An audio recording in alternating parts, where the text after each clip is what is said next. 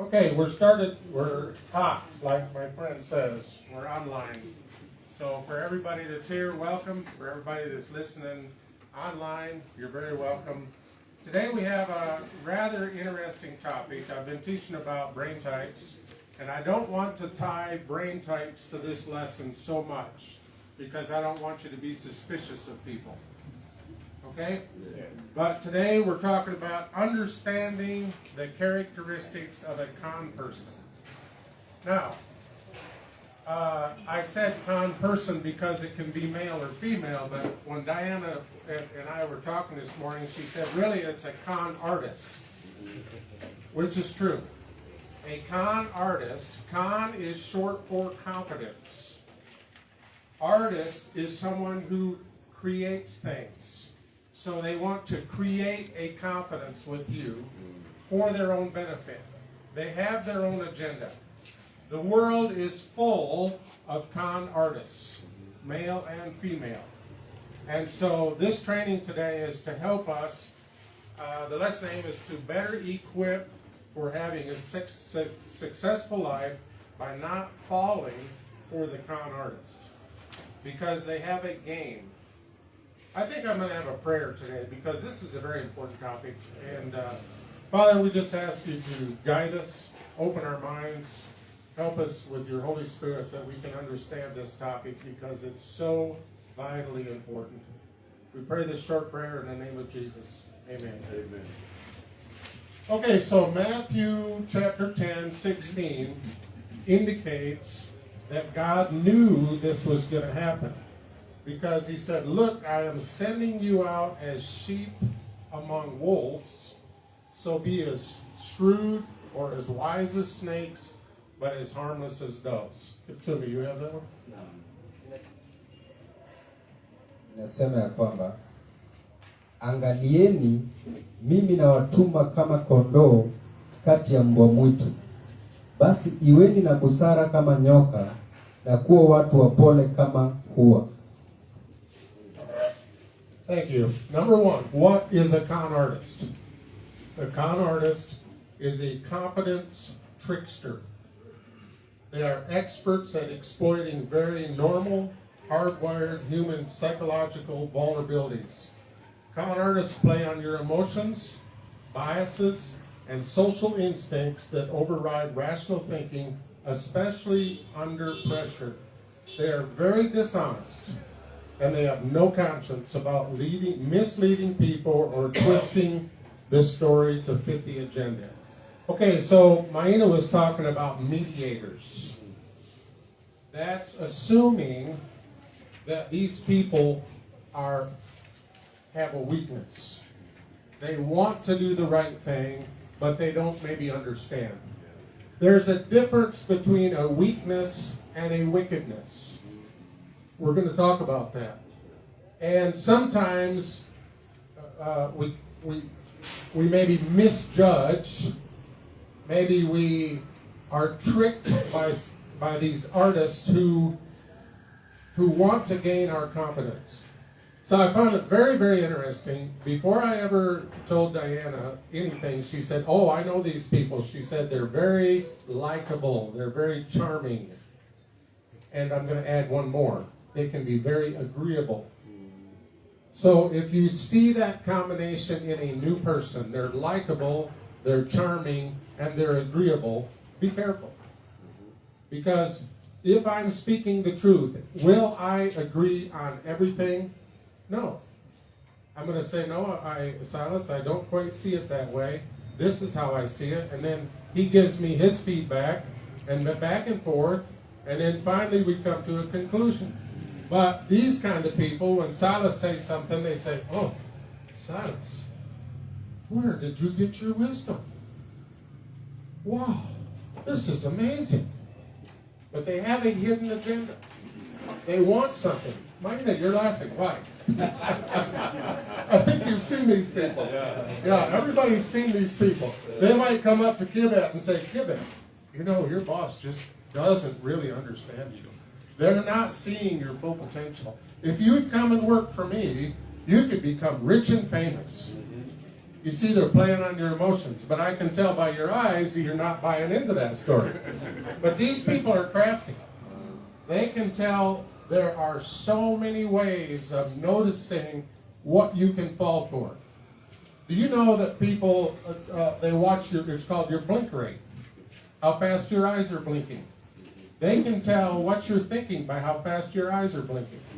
Do you know I'm going to give you just small hints of things. There's so much to study here.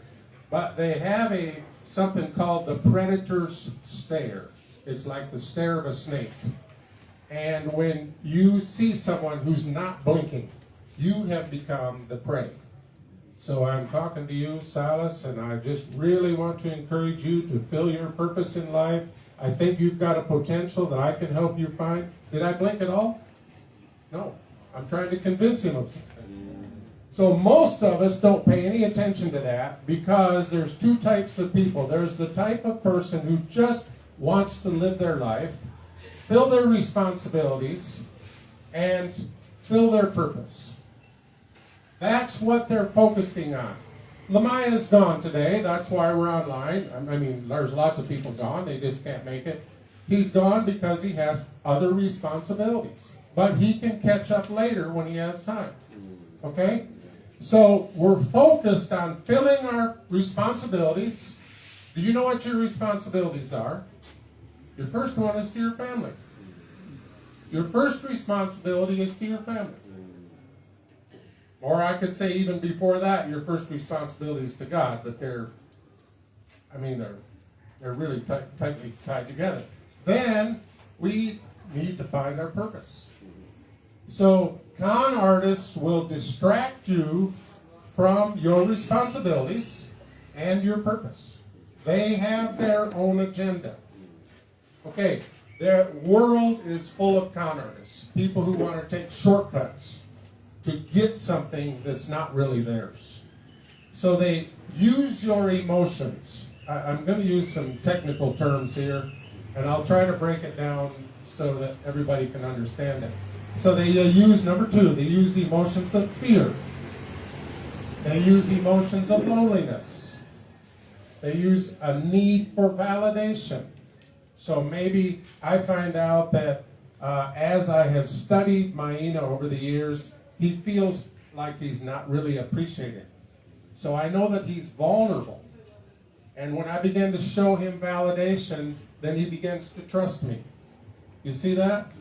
And so if I'm an evil person, I have a hidden agenda, I begin to show him validation to what? Win his confidence. That's why it's called con. And I become an artist at that. When I was in prison ministry in the U.S., they taught us a lot about this. And they said, everybody will be fooled at some point in time. These people are experts. They're absolutely experts at winning your confidence to get what they want. All right. So they will use maybe, how many of you have heard of someone, a lady whose husband has passed, and then she falls prey to a con artist, and they scam her money? Very many. Because she's feeling lonely. She's feeling sad. She's missing her husband. And then these con artists come in and they scam her of her money. All right. So what I was so impressed with, I think I need to come here earlier every time because these recaps that were being given were leading up to this topic. How good it is when people dwell together in unity. I was talking to my friend Scott yesterday, and he said, Stuart, proof, which means people restoring our own future, is like a ship. He said the ship is designed to carry people to overcome oppression in 4 primary areas of life: spiritually, physically, emotionally, financially. Do ships just have sail? Do they just sail on calm water? No, sometimes they encounter storms, very violent storms. And so we need a team that works together in unity so that when this ship is being attacked, there's people who are on guard. There's people who work together. Maybe the captain becomes sick Maybe I'm not feeling well. Maybe, and I didn't put myself in places, Captain. God did. And then he developed all of the crew, and we're starting to see what all the different crew members, all the different important things that they do. Very important things. I think Pastor Obed and Pastor Peter, Eunice told me that they're going to be in charge of this baptism. They have a responsibility. Now, I have come to believe that the greater your responsibility and purpose, the more you're going to be tested. The devil's going to test you. He's going to use people. He's going to use situations.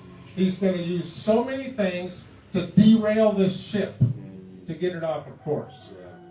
All right, now, supposing everybody's working together well, and then somebody comes on board, and it just seems like there's just confusion. Everywhere they go, there's confusion. There's Silas, are you sure you're supposed to be doing this job?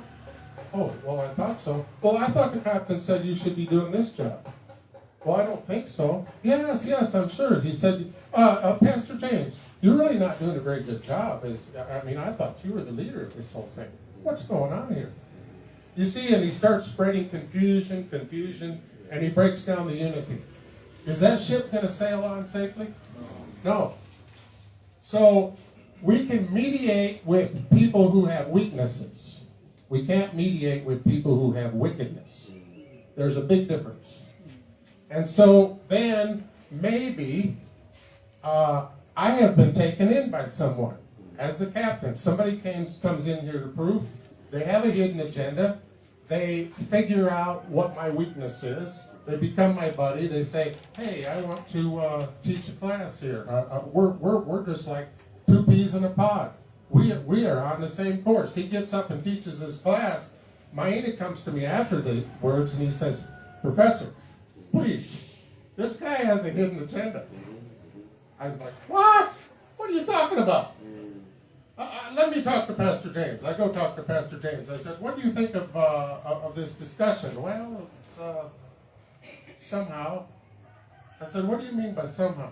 Well, I think there's an agenda. Now, is it going to be wise for me to discard my advisors? No. I have to have advisors in everything I do. So then I say, well, okay, these two guys are friends. Let me go to Pastor Obed. I said, go Pastor Obed. And Pastor Obed's a very careful guy.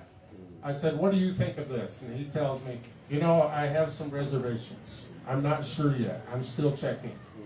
So then am I going to disregard all these guys? Am I going to disregard Silas and Diana if they tell me, please, be careful of this person? This person has a hidden agenda. They want to do something. Then I better listen. I better not just say, hey, I can do this myself. I don't need all you people. Why are you all fighting me? Okay? So then we say they work on all these things. And remember now, I've been teaching you, this is still on number 2. We are hardwired as humans for connection and acceptance. Con artists know and exploit our human needs for their own benefit. Eunice talked about pastors. They know that everybody wants to be accepted and connected. If you don't have your identity in Christ, they will, some of them, allow you to put their identity in them. Because now, at least I have an identity. I'm connected to this big church over here. You see what I mean? So, that's exactly what she said. If our connection with God isn't first, some person is willing to step into that position. Why do you think there's so many people who are so attracted to watching football? They have no life of their own. They have no identity. They have no purpose. They can spend hours and hours watching and thinking and betting on football because they don't have I'm for Massey. I'm for this one. I'm for that one. I'm for... I'll say no. Yeah, well, whatever. I don't know. I don't know anything about it. In the U.S., there's a guy by the name of Massey. So you can see I don't know anything about that. But I'm busy. I have a very full life. Okay, so why do these cons work? Because a strong emotion will hijack the brain's rational centers called the prefrontal cortex. Remember, I've told you about the lower part of the brain and the upper part of the brain. Everything that happens to us comes through the emotional side of our brain, the bottom part. Then, if we have developed logic and reasoning and critical thinking skills, we start to reason. But when these guys know how to give you a big hit of dopamine makes you feel very excited, very happy. And so, can you imagine, I built this confidence with Maina over time. I know he doesn't feel like he's been validated. So then, in front of everybody, he comes in, walking in, "Oh, my brother, come! I am so happy to see you today! Wow! Oh, come up here and greet the crowd!" You see, he's just like this flooded. His brain is flooded with dopamine. And he doesn't understand what I'm doing to him. I'm trying to control this guy. You see, he begins to feel very happy. All right, now there's honest and dishonest in all of this stuff. So we need to have people around us who help us to understand. I see all the old men are nodding. Why are the old men nodding?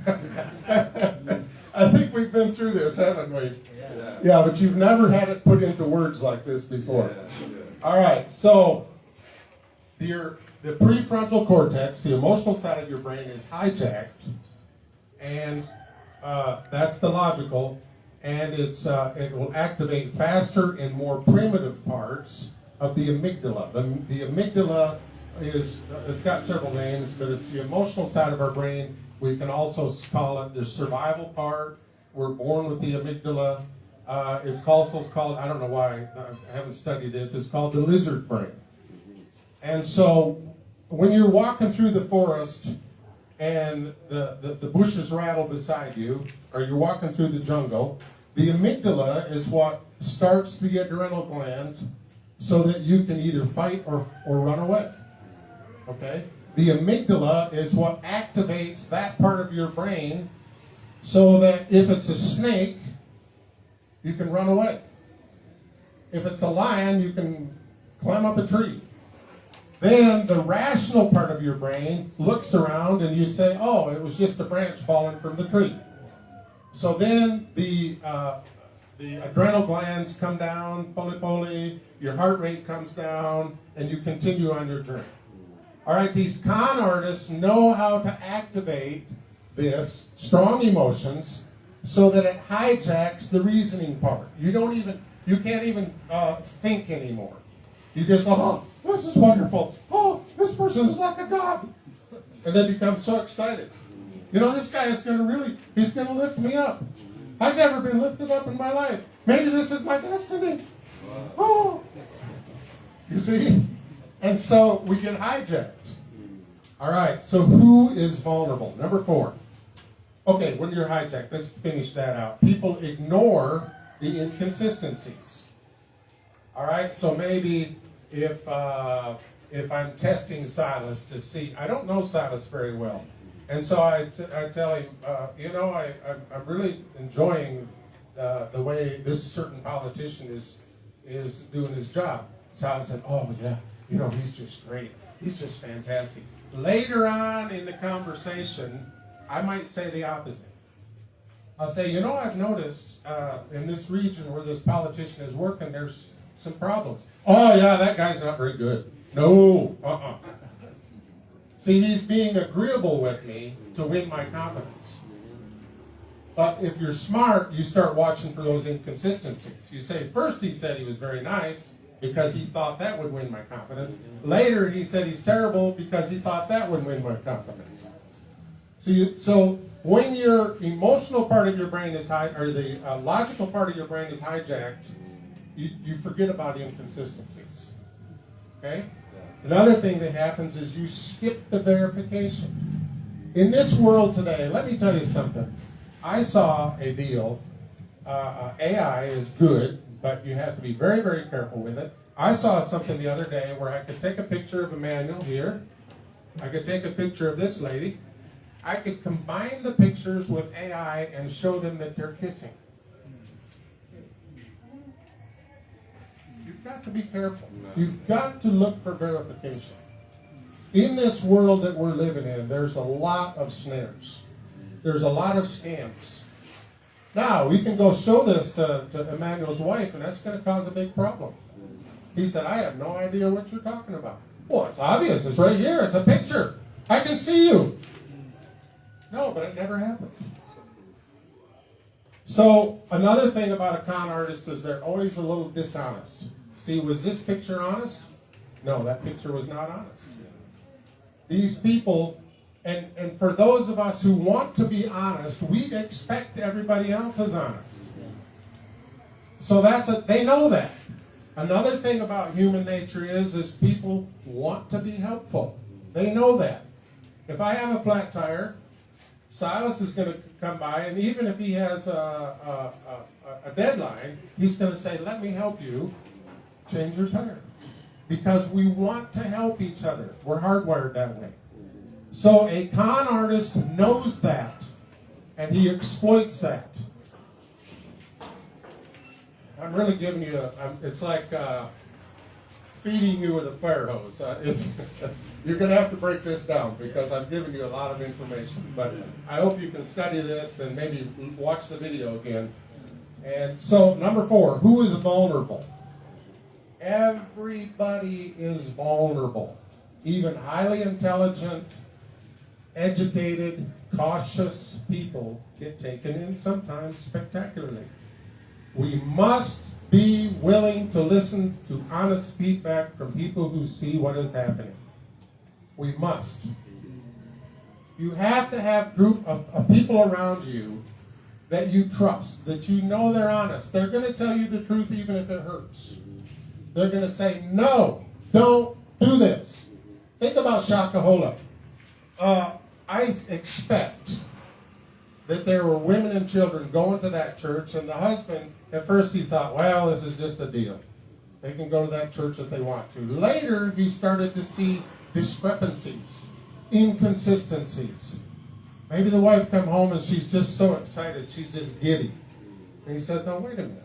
What's going on here? There's somehow they get a hook into their brain. Silas was telling me the other day there was a lady who was so sick. The husband took her to the doctor. The doctor said, you are starving. She was going to Shakahola. You're starving. You need a drip and you need an injection. Oh, no. My pastor can heal me. My pastor can. Did he heal him? No. You see, they get to where they don't even listen to rational thinking because there's a hook gets into your brain. And that's how cults are started.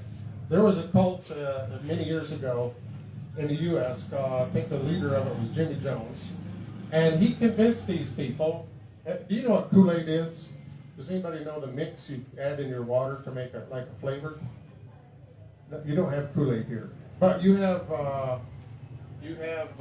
juice, concentrated juice that you can add. Okay, well this was a powder you could pour into your drink. He convinced them to drink poisoned Kool-Aid.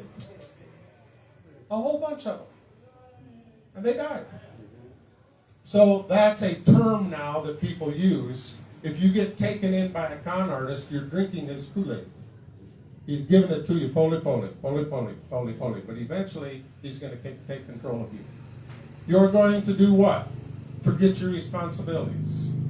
You're going to forget your purpose. You're going to forget your family. You're only going to focus on pleasing this person. That's a con artist. You can't mediate with those people. Who is vulnerable? So we need to we'll listen to honest feedback from people who see what is happening. You remember the illustration of the tree? We drew the tree. One person sees it from this point, the other person sees it from this point. We have to be willing to listen to somebody who sees it from a completely different viewpoint. And we say, wow, I just don't see that. But maybe you're seeing something that I can't see. Okay? Number 5, why do people who have narcissistic tendencies attract people who are high in empathy? Let me explain the narcissist. I think I've written it down here. Number 6, a narcissist is someone who craves constant admiration and attention from others often lacking genuine empathy or genuine concern for the other person's feelings. They have a win-lose or a use and dump. Do you know what I'm talking about? They use you and dump you. Okay? They have a win-lose. They're going to win. They don't care if you lose or not. Or use and dump mindset. In everyday language, a narcissist is extremely self-centered, arrogant, believing they are superior to others and deserving of special treatment, especially or often at the expense of others. How many of you know of leaders in high positions who have that air? I'm special. I'm seeing some hands. I'm special. I deserve this from you. And I don't care if it inconveniences you. You're going home to take care of your sick child. No. You're going out to fix my flat. They're looking down on you. You're not worth anything. They have no empathy. They don't care how you feel. They're going to use you. And if you don't do it, they'll find somebody else. They'll discard you. It doesn't matter to them. These people are more interested in control. They're in the lower energy zone. They are trying to manipulate and intimidate everybody they meet so that they can get what they want. They're not up here where they're inspiring people. Okay? Number 5, we're going to go back to 5. Why do people who have narcissistic tendencies attract people who are high in empathy? I don't know if anybody has ever noticed that. Diana, have you ever thought about that? Somebody who needs to control, they find someone who you're very familiar, okay. Okay, so anyway, a narcissist is different than someone who has narcissistic tendencies. I think we all have narcissistic tendencies, okay? We all think we're pretty special. That doesn't mean that we're a narcissist. A narcissist is when you have given yourself over to that again and again and again.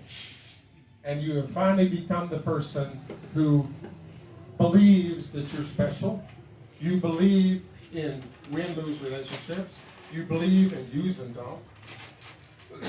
And you don't feel bad about it.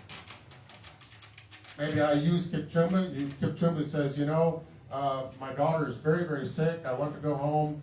And I could care less about his daughter. I say, no, you've got a responsibility. Your wife can take care of your daughter. What are you trying to do here? We begin to use shame. What are you trying to do? Does she have a sniffy nose or something? You want to go wipe her nose? Is that what you're telling me? You see, they start shaming you. They start making you, okay, I won't go. My wife can take care of this one. You see? So they don't care. They absolutely do not care. Can you mediate with that person? No. You can't mediate with that person. Okay, they feed off of, they don't have high energy, but they recognize people who have high energy. They will try to feed off of that high energy. They will feed off of your resources, and they will feed off of your reactions, both negative and positive. So if I'm a narcissist and I can get Obed to react in a negative way, then I can control him. You see, I can treat him poorly, and then he becomes a little bit down. He starts being depressed. I say, oh, brother, I noticed you've got some problems here. What's happening? You seem so down. You're depressed. You're not taking care of business. Oh. You see how that works? And they're feeding off of that energy they get from controlling you. They will also feed off the energy they get from causing you to be up. They're feeding off. So let me put this in plain terms. When you're around a high energy person, you come away feeling better. You feel hope. You feel energized. When you're around a low energy person, you come away feeling down, hopeless, drained. You know what I'm talking about? Everybody here knows that. Okay, so the 5 people that we surround ourselves with the most are going to have the most influence. Do you want to be around people whose energy level is down in the 50s? No, because you're going to become that person. Number 7. running a con. That's how they say it, running a con. In other words, developing a relationship, building a confidence with you. Okay, so let me give you an illustration of running a con.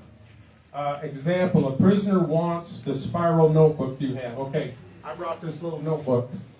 I used to carry them every day. It's got this little, we call it a spiral notebook because it's got this little wire on the top. Okay, it's very cheap. The prisoner sees this spiral notebook and he said, I want that wire because if I can have that wire, I can pick this lock. I have that knowledge. But he knows that the warden has told me, never, ever, ever give anything to a prisoner. Because if you do, they'll blackmail you. But he said, if you do, and you will, he said, come and tell me. Because these guys are master con artists. Now, is he going to start out asking for my spiral notebook? No.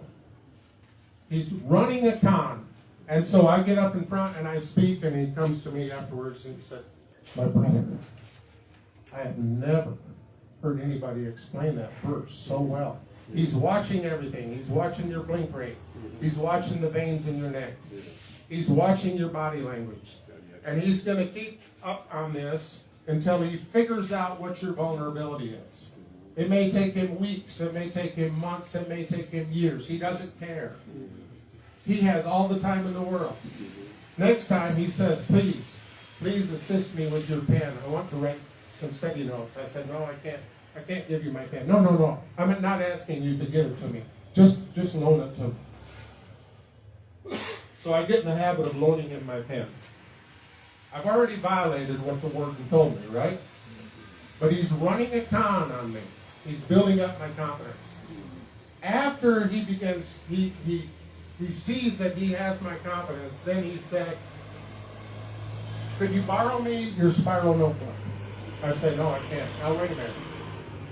You've been borrowing me your pen. I can turn you into the warden. Oh, okay. I don't want that. So, yes, let me borrow you my spiral. So he's working on your emotion of fear. All right? So normally a con artist will use both sides. They'll use building the relationship, and then they will use fear. All right. So the warden says, when this happens, and you go home, and you suddenly realize, you know what? He didn't give me my spiral notebook back. He just said he wanted to borrow it, but he kept it. He said, just come right straight back to me and tell me, this prisoner borrowed my spiral notebook, and he didn't give it back. He said, we know what he's trying to do. He wants the wire, because he can either make a weapon or he can pick the lock. He said, we're going to go find that. But if you are of a lady, and they don't recommend this, but she went in to do prison ministry in a men's prison, and this man began to befriend her, and slowly,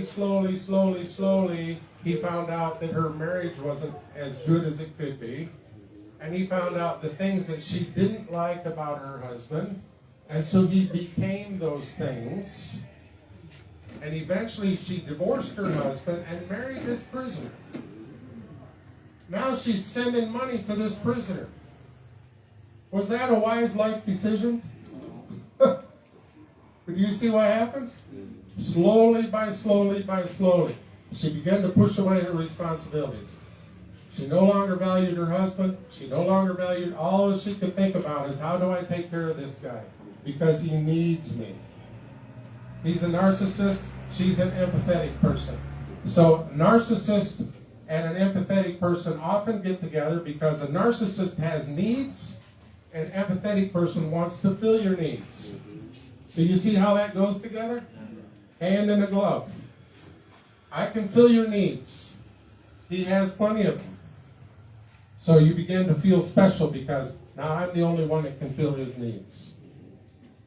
All right, moving on. The narcissist craves constant admiration and attention, and they lack of empathy or genuine concern. They have the win-lose or use and dump.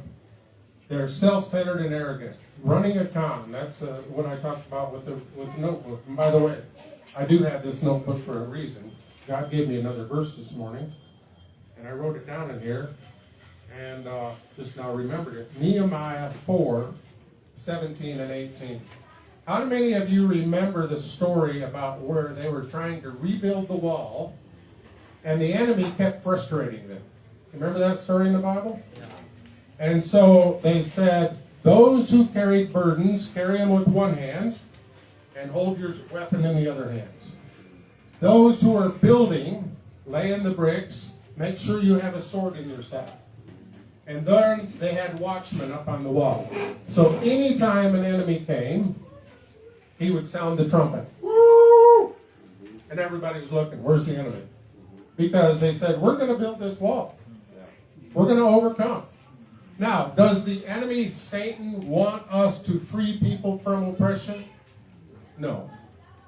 They want to keep people in oppression. Are they going to be happy with what we're doing at Proof? No. So we're going to have some spiritual attacks. We have to have watchmen on the wall who, woo! Is it smart for me to ignore that guy because, hey, I'm the captain, I know what I'm doing? No, I better listen.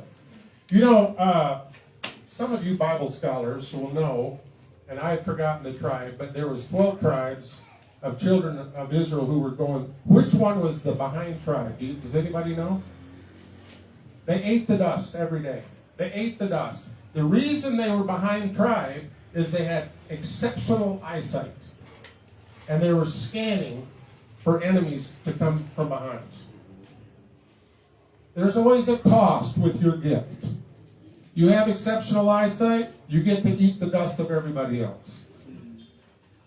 There's a cost involved. But when you fill your purpose, the whole thing works. When people fill their purpose. Okay, so then we have the watchman, we have the workman. Okay, another thing that a con artist will do is divide and conquer. Divide and, how do you say it here, Silas? I think you say divide and rule? Yeah, divide and rule. Yeah. Okay, so suppose I'm a con artist, and I recognize, because I'm very keen, that Pastor James doesn't buy into my con. Silas is buying in, Diana's buying in, this guy's buying in, this one's buying in, but I can tell that this guy is skeptical. All right, so I have to eliminate him. All right, so I'm going to start giving this one gifts. I'm going to start giving this one praise. I'm going to start using Diana more, lift her up. I'm going to hold this one back. I'm going to hold this one back. Finally, he becomes discouraged and runs away. If that doesn't work, I can even tell some bad stories about him. You see? This one is really, Silas, have you noticed? This guy's got some sort of small problem. I mean, I don't want to say anything, but I don't want to say much, but I've already planted the seed, see? I've already planted the seed. And then Silas comes over here to Maina and says, say, have you noticed our brother, Pastor James, is kind of slipping here?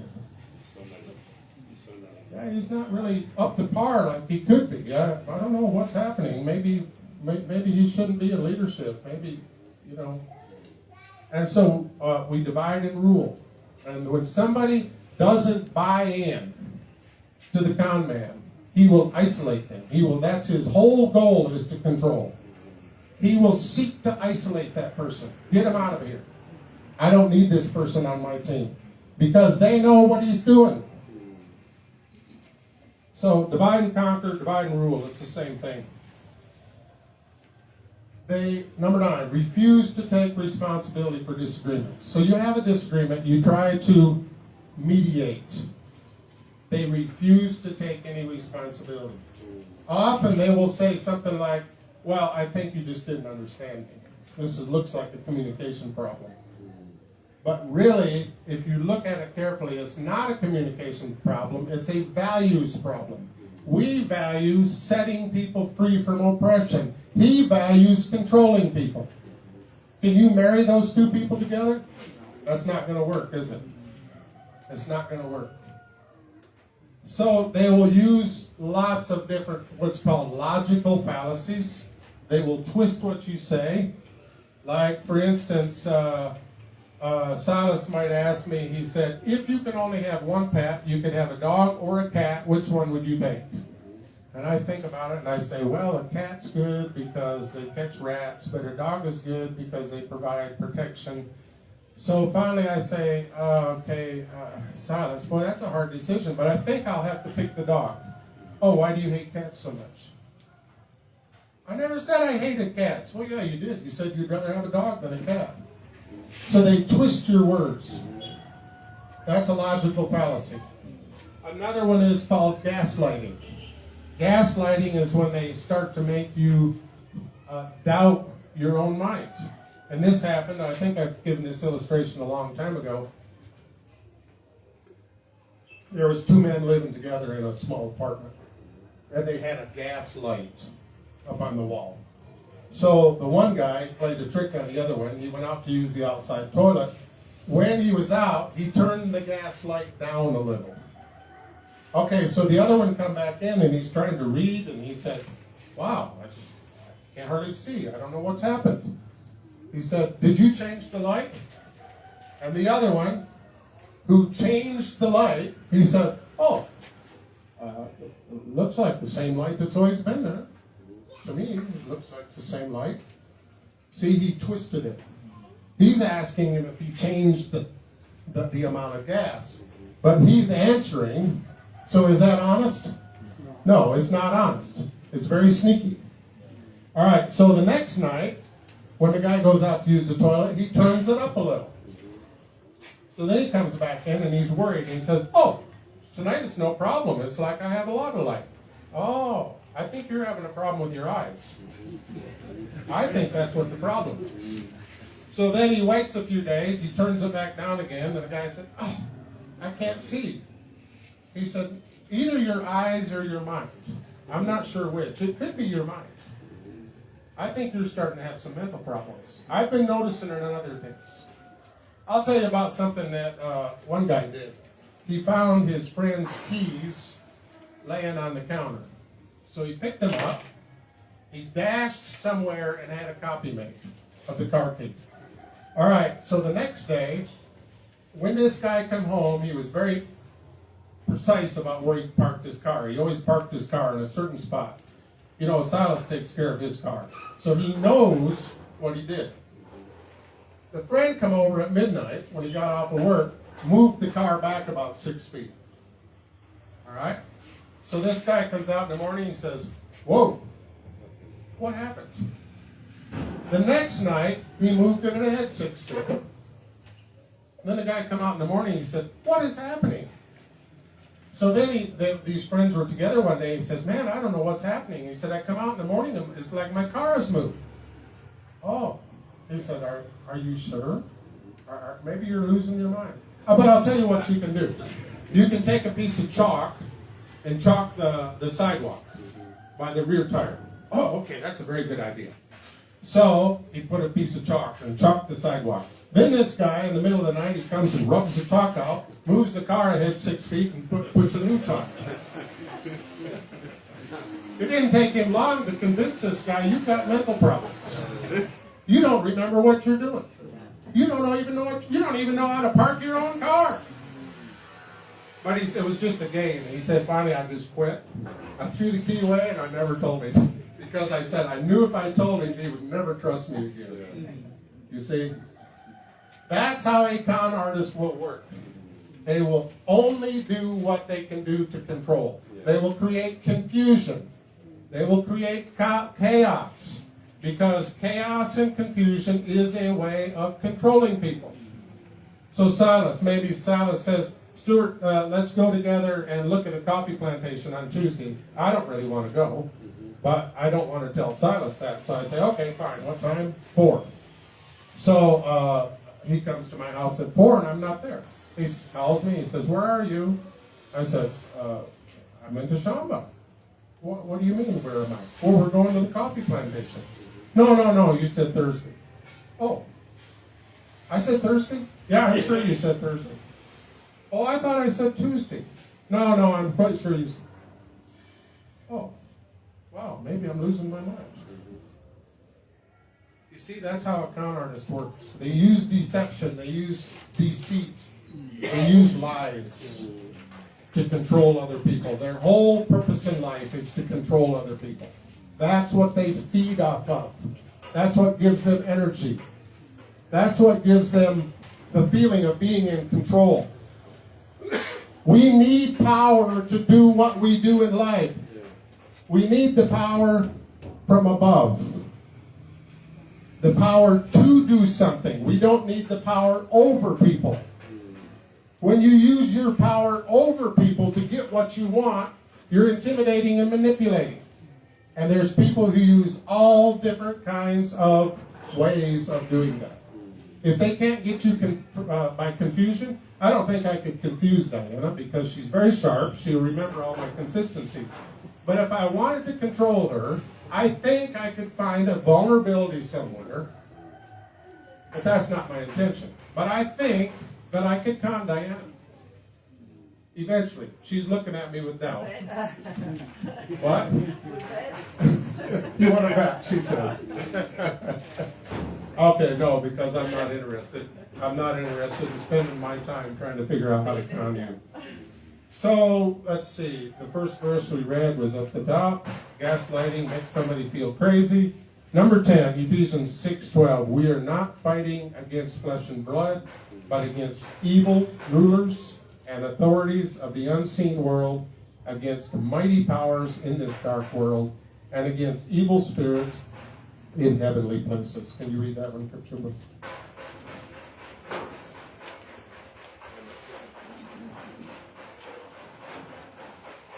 Nasema ya kwamba kwa maana kushindana kwetu sisi si juu ya damu na nyama, bali ni juu ya falme na mamlaka, juu ya wakuu wa giza hili, juu ya majeshi ya pepo wabaya katika ulimwengu wa roho.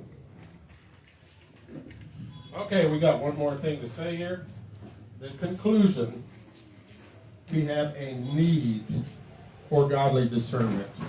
This is absolutely paramount. We have to have godly discernment. As we, like my friend says, we're sailing through a world of lies and deceit. You know, there's people in the U.S. have been holding up the Bible, politicians.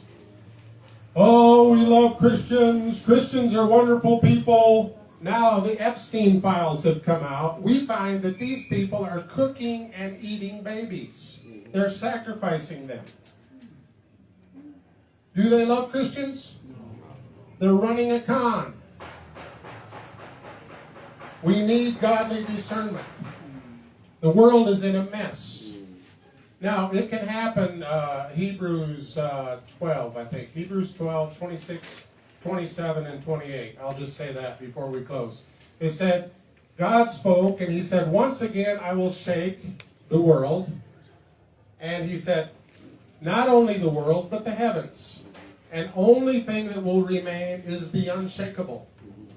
Now, he began to shake the world during COVID because it affected education, affected finances, it affected social life. People who were good friends began to be enemies because one said, I'm going to go to church, I don't care what the government says. The other says, no, you got to protect. You mean you don't care about my health?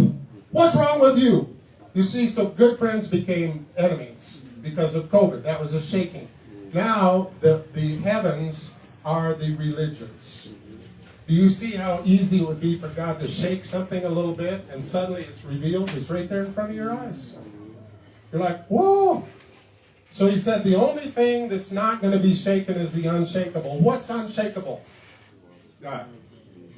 We must be connected with God. May God bless you. Hallelujah.